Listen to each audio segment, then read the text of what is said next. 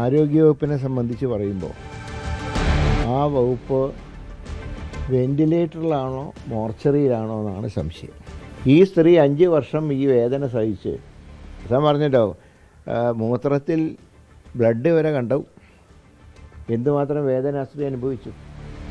ഇതേ സ്ഥിതിയാണ് ഹർഷയിനിയും പറഞ്ഞത്. ഇപ്പോൾ കത്രിക എത്ര വർഷം വയറ്റിലിരുന്നാലും കുഴപ്പമില്ല എന്നുള്ളതിൻ്റെ ഗവേഷണമാണോ നടത്തേണ്ടത്?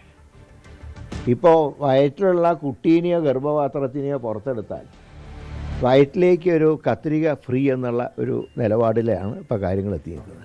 ഇത്രയും ലാഘവത്തോടുകൂടെ സർക്കാർ ആശുപത്രികളിൽ രോഗികൾക്ക് തിക്താനുഭവം ഉണ്ടായാൽ പിന്നെ സർക്കാർ ആശുപത്രിയിൽ പോകാൻ ജനങ്ങൾ ഭയപ്പെടില്ല. എന്തുകൊണ്ട് സർക്കാർ ഇക്കാര്യത്തിലൊരു ശക്തമായിട്ടുള്ള നിലപാട് സ്വീകരിക്കുന്നില്ല? അതിനെതിരെ ശക്തമായിട്ടുള്ള നിലപാട് മെഡിക്കൽ കൗൺസിൽ സ്വീകരിക്കേണ്ടതാണ്. പിന്നെ ഡോക്ടേഴ്സിൻ്റെ അസോസിയേഷൻ തീരുമാനിക്കേണ്ടതാണ്. ഹർഷീന എത്ര ദിവസം സെക്രട്ടേറിയറ്റിൻ്റെ മുമ്പിൽ സമരം ചെയ്തു? അപ്പോൾ ഇതൊക്കെ കണ്ടില്ല എന്നടിക്കുമ്പോൾ കൂടുതൽ തെറ്റുകൾ സംഭവിക്കുക.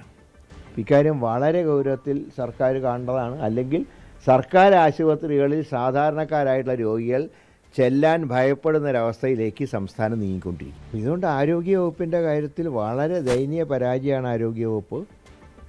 ഇക്കാര്യത്തിൽ അടിയന്തരമായി എന്തെങ്കിലും നടപടി സ്വീകരിക്കാൻ ഗവൺമെൻറ് തയ്യാറായില്ലെങ്കിൽ ജനങ്ങൾ മൊത്തം ഈ സർക്കാർ അനാരോഗ്യ മേഖല എന്നാണ് ഇപ്പോൾ കെ മുരളീധരന്റെ ഭാഗത്ത് നിന്ന് ഉണ്ടാകുന്ന വിമർശനം. ശരണ്യ, ആലപ്പുഴ മെഡിക്കൽ കോളേജിൽ ഒരുപാട് പോരായ്മകളുണ്ട് എന്ന് നേരത്തെ ആ പ്രദേശത്തെക്കുറിച്ച് തന്നെ അറിവുള്ള ആളാണല്ലോ രമേശ് ചെന്നിത്തല. അതുകൊണ്ട് തന്നെ അദ്ദേഹം പറഞ്ഞു വെക്കുന്നുണ്ട്. ഇപ്പോൾ ഈ പിഴവുമായി ബന്ധപ്പെട്ട് ഉടൻ തന്നെ ആശുപത്രി അധികൃതരുടെ ഭാഗത്ത് നിന്നൊരു വിശദീകരണവും വ്യക്തതയും ഉണ്ടാകുമെന്ന് വേണമോ പ്രതീക്ഷിക്കാൻ? അഭിലാഷ്, അല്പസമയത്തിനകം ആലപ്പുഴ മെഡിക്കൽ കോളേജ് സൂപ്രണ്ട് മാധ്യമങ്ങളെ കാണും എന്ന് അറിയിച്ചിട്ടുണ്ട്. ഒപ്പം തന്നെ അദ്ദേഹം ഇതിനകത്ത്, അതായത് നേരത്തെ ഡോക്ടർ ലളിതാംബിക വിശദീകരിച്ചതുപോലെ തന്നെ അന്നത്തെ ദിവസത്തെ കെ ഷീറ്റ് അടക്കമുള്ള കാര്യങ്ങൾ പരിശോധിക്കുമ്പോൾ ഡോക്ടർ ലളിതാംബിക പറഞ്ഞതുപോലെ അവരല്ല ഈ ശസ്ത്രക്രിയയ്ക്ക് കയറിയിട്ടുണ്ടെങ്കിൽ അന്ന് ആരാണത് ചെയ്തതെന്നതിനെ സംബന്ധിച്ച് വ്യക്തത വരും. മറ്റൊന്ന്, ഡോക്ടർ തന്നെ നേരത്തെ ചൂണ്ടിക്കാട്ടിയ ചില വിവരങ്ങളുണ്ട്. അതായത് ഒരു തിയേറ്ററിനകത്ത് കയറുമ്പോൾ അതിനകത്ത് ആ ശസ്ത്രക്രിയയ്ക്ക് ഉപയോഗിക്കുന്ന എക്യുപ്മെന്റ്സിനെ സംബന്ധിച്ച് കൃത്യമായി ഒരു ചാർട്ട് ഉണ്ടാവേണ്ടതുണ്ട്. ആ ചാർട്ട് ശസ്ത്രക്രിയയ്ക്ക് മുമ്പും ശസ്ത്രക്രിയയ്ക്ക് ശേഷവും പരിശോധിക്കേണ്ടതായുണ്ട്.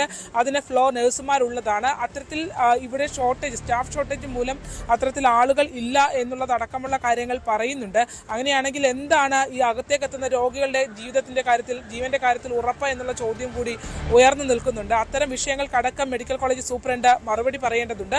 അല്പസമയത്തിനകം അദ്ദേഹം മാധ്യമങ്ങളെ കാണുമെന്നുള്ളതാണ്. ഇപ്പോൾ ആലപ്പുഴ മെഡിക്കൽ കോളേജിന് മുന്നിൽ പ്രതിഷേധങ്ങളും മറ്റും ആണ്. കോൺഗ്രസ് നേതൃത്വത്തിൽ തൊട്ടടുത്തുള്ള ഗേറ്റിന് മുന്നിൽ പ്രതിഷേധം നടക്കുകയാണ്.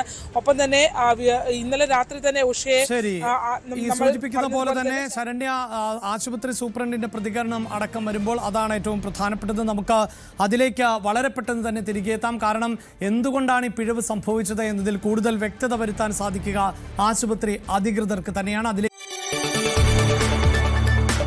കൂടുതൽ വാർത്തകൾക്ക് News 18 Keralam YouTube channel subscribe ചെയ്യുക.